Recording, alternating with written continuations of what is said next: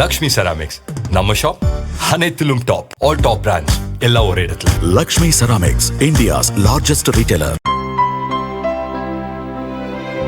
இனிமே கண்ணை மூடிட்டு கடலை எண்ணெய் வாங்கலாம். ஏன்னா மந்த்ரா கடலை எண்ணெய் இதயத்தின் தயாரிப்பு. வறுக்க பொரிக்க ஏன் எல்லா சமையலுக்கும் மந்த்ரா தான். மந்த்ரா கடலை எண்ணெய் அபார ருசி, ஆரோக்கியமான உடல் நலம். தெற்கு தொகுதி இப்பொழுது மான பிரச்சனையாக மாறிவிட்டது அப்படின்ற ஒரு கருத்தை வச்சு இந்த தொகுதியை ஒரு கூடுதல் அழுத்தம் இருப்பது போல அது உங்களுக்கு கூடுதல் அழுத்தமாக இருக்குமா இந்த தொகுதி?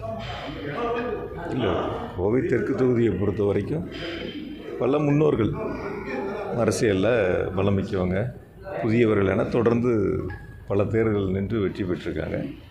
எல்லாருமே அந்த களத்துக்கு வரும்போது முதல் முறை நிற்கும்போது ஒரு புதிய வேட்பாளராக தான் அந்த களத்தில் நிற்பாங்க. அந்த வகையை பொறுத்த வரைக்கும் ஏற்கனவே பல வருஷங்கள் நான் அவங்களோட இருந்து பணியாற்றிக்கிட்டு இருக்கேன். கோவையில் அரசு பணியும் பார்க்குறேன், அரசியல் பணியும் பார்த்துருக்குறேன். அதனால் புது ஊரில் எனக்கு ஏற்கனவே பழகிய ஊர், பல்வேறு திட்டங்களை முதலமைச்சரத்தில் கேட்டு பெற்று செயல்படுத்தி இருக்கக்கூடிய ஊர். அந்த வகையில் மக்கள் மீது நம்பிக்கை வைத்து என்னை முதலமைச்சர்கள் அனுப்பி வச்சுருக்காங்க. நான் யாரையும் போட்டியாளராகவோ யார் மீதோ விருப்பெல்லாம் நமக்கு கிடையாது. மக்களை சந்திக்க போகிறோம். அரசு செய்த திட்டங்களை, முதலமைச்சர் கொடுத்த திட்டங்களை நாங்கள் வாக்காளர்கிட்ட எடுத்து சொல்ல போகிறோம். எங்களுக்கு ஆதரவாக வாக்களிங்கள் என்று கருத்துக்களை கேட்க போகிறோம். அவங்க வாக்களிப்பதற்கு மக்கள் தயாராக இருக்காங்க. இதில் எந்த அரசியல் அழுத்தமும் கிடையாது. யாரும் ஒரு சிலர் வேணும்னா அவங்க அந்த மாதிரி நினச்சிக்கலாம், ஒரு அழுத்தம் இருக்கிற மாதிரி ஒரு சூழல் அவங்களுடைய மனநிலையாக இருக்கலாம். பட் அது மாதிரி தொகுதிகளில் அந்த மாதிரி எதுவும் இல்லை. நீங்களும் பார்த்துருக்கீங்க. கடந்த தேர்தலில் டிசைடிங் ஃபேக்டராக இருந்தது வடமாநில ஓட்டுகள் ஓட்டு தான். அப்படியும் ஒரு குறிப்பிட்ட ஒரு குறிப்பிட்ட பகுதி ஓட்டுகள் எண்ணும்போது இவங்க தான் டிசைடிங் ஃபேக்டராக இருந்தது. அதாவது போன எலெக்ஷனில் கூட அவங்க வானதியவர்களுக்கான வெற்றியை உறுதி செஞ்சது இந்த பகுதி மக்கள் தான் அப்படின்னு சொல்கிறாங்க. இவங்களுடைய ஆதரவு எந்த அளவுக்கு திமுகவுக்கு அதிகரிச்சிருக்கு? உறுதியாக அரசு மீது ஒரு நம்பிக்கை வச்சுருக்கிறாங்க, முதலமைச்சர் மீது ஒரு நம்பிக்கை வச்சுருக்காங்க. அந்த நம்பிக்கையின் அடிப்படையில் இந்த முறை எங்களுக்கு திராவிட முன்னேற்ற கழகத்துக்கு உதயசூரியனுக்கு வாக்களிப்பார்கள் என்ற நம்பிக்கை இருக்குது. ஒவ்வொரு அமைப்புகளாக நாங்கள் பார்த்து அந்த நிர்வாகிகளை பார்த்து சந்தித்து ஆதரவு கேட்டு வர்றோம். அந்த வகையில் ஆதரவு கொடுப்பதற்காக உறுதியளித்திருக்கிறாங்க. நிச்சயமாக தேர்தல் என்பது, வெற்றி என்பது உறுதியாக இருக்கும். அதில் எந்த விதமான மாற்று கருத்தும் இல்லை. ஏதாவது மற்றவங்க எதிர்பார்த்துருந்துருப்பாங்க, இப்போ இந்த மாதிரி ஒரு அறிவிப்புகள் வரும் அப்படின்னு எதிர்பார்த்துருக்க மாட்டாங்க. அதனால் அவங்களுக்கு இப்போ ஒரு பதட்டங்கள் இருக்கலாம், உள்ள ஒரு சூழல் மாறி இருக்கலாம். பட் எங்களை பொறுத்த வரைக்கும் நாங்கள் அந்த மாதிரி எதையும் எடுத்துக்கல. ஒவ்வொரு அமைப்புகள், இந்த தொகுதிக்கு உட்பட்ட ஒவ்வொரு அமைப்புகளையும் நேரில் சந்திக்கிற சங்கத்தினுடைய நிர்வாகிகளை பார்க்குறோம், அமைப்பினுடைய தலைவர், செயலாளர், பொருளாளர் பார்க்குறோம், அந்த அமைப்பினுடைய உறுப்பினர்கள் பார்க்குறோம். எங்களுக்கு இயக்கத்திற்கு ஆதரவாக, முதலமைச்சருக்கு ஆதரவாக வாக்களியுங்கள், உங்களுடைய ஆதரவை தாருங்கள் தான் நாங்கள் கேட்குறோம். 1,90,000 கிட்டத்தட்ட சுமாரான வாக்குகள் தான் இங்கே இருக்குது சார். 50,000 வாக்குகள் வித்தியாசத்தில் வெல்வோம் அப்படிங்கிற ஒரு சூழலை வச்சுருக்காங்க. திமுகவுக்கு ஏதாச்சும் டார்கெட் இருக்கா சார்? இந்த அளவுக்கு வெற்றி வாய்ப்பு சொல்ல போகிறோம், இந்த அளவு ஒரு டார்கெட் வச்சு அவங்க வேலை செய்கிறோம்.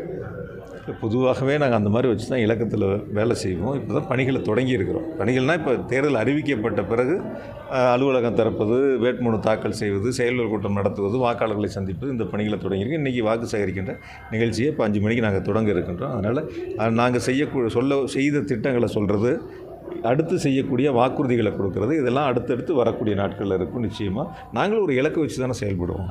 இப்போ ஓரணியில் தமிழ்நாடு உறுப்பினர் சேர்த்தணும், அது ஒரு இலக்கு வச்சு சேர்த்தணும். இவ்வளோ பேர் சேரணும் அப்படிங்கிறதுல ஒரு இலக்கு வச்சு எல்லா வீடுகளுக்கும் போய் விருப்பம் சேர்த்தணும். அந்த மாதிரி இயக்கத்தினுடைய பணிகளை பொறுத்த வரைக்கும், தேர்தலை பொறுத்த வரைக்கும் ஒரு இலக்கோடு எல்லா அரசியல் இயக்கங்களும் செயல்படும். அந்த வகையில் நாங்கள் அதில் ரொம்ப முனைப்பாக இருக்கிறோம். நீங்கள் இப்போ தெற்கில் போட்டிடுறீங்க, இப்போ 10 தொகுதிக்கும் நம்ம நேரடியாக போய் இந்த பிரச்சாரத்தை பண்ண போகிறோமா, என்ன பண்ண போகிறோம்? இல்லை, கோவையில் 10 தொகுதிகளுக்கும் அலுவலகம் திறக்கிறதுலேருந்து சுற்றுப்பயணத்து வரைக்கும் எனக்கு எவ்வளோலாம் நேரம் இருக்கோ அது வரைக்கும் அவங்களோட சேர்ந்து பயணிக்க தான் போகிறேன். மீதி தொகுதிகளுக்கும் போக தான் போகிறோம். ஒரே தொகுதியில் நான் நின்ற போகிறதில்ல. மற்ற தொகுதிகளுடைய பிரச்சாரங்களையும் எனக்கு நேரம் இருக்கும்போது அவங்களோட நான் கலந்துக்குவேன். 50,000 வாக்குகள் வித்தியாசத்தில் ஜெயிப்பதாகவோ அவங்க சொல்லக்கூடிய கருத்துக்களை நீங்கள் கொஞ்சம் திருப்பி ஒரு கேள்வி கேட்கணும். போன தேர்தலில் எவ்வளோ ஓட்டு வித்தியாசத்தில் இந்த தொகுதி ஜெயிச்சிருக்கு, அதுக்கு பிறகு நடந்த உள்ளாட்சிகளில் எவ்வளோ வெற்றிகள் அவங்க பெற்றாங்க, அதுக்கு பிறகு நாடாளுமன்ற தேர்தலில் ரெண்டும் சேர்ந்தால் கூட, நீங்கள் சொல்லக்கூடிய 2 இயக்கங்களும் சேர்ந்தால் கூட எவ்வளோ வாக்குகள் வித்தியாசம் இருக்குது அப்படிங்கிறதையும் நீங்கள் பிரித்து பார்த்து கேள்வி கேட்டிங்கன்னா அவங்க அதுக்கான கேள்விகளுக்கான விடை உங்கள் மூலிமா நான் கிடைக்கும்னு நினைக்கிறேன். அதுக்கு வேற ஒன்றும் இல்லை.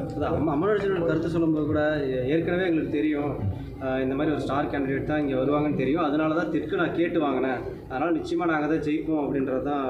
அவருக்கு தெரிஞ்சிருக்கலாம், எப்படி தெரியும்னு தெரியல, எனக்கு தெரியல. நான் இங்கே தான் நிற்பேங்கிறது எனக்கு தெரியல. ஏன்னா நான் கரூரில் எல்லா வேலையும் பார்த்து வச்சேன். எனக்கு இங்கே இப்போ நிற்பேன்னு எனக்கு தெரியல, அவருக்கு எப்படி தெரிஞ்சதுன்னு தெரியல. ஏன்னா வேட்பாளர் அறிவிக்கிற வரைக்கும் எங்கள் திராவிட முன்னேற்ற கழகத்தில் எந்த தொகுதிக்கு யார் வேட்பாளருங்கிறது தெரியாது. அவர் ஏதாவது தனியாக ஒரு பட்டியல் தயார் பண்ணாரா என்னென்னு அவர்கிட்ட தான் கேட்கணும்.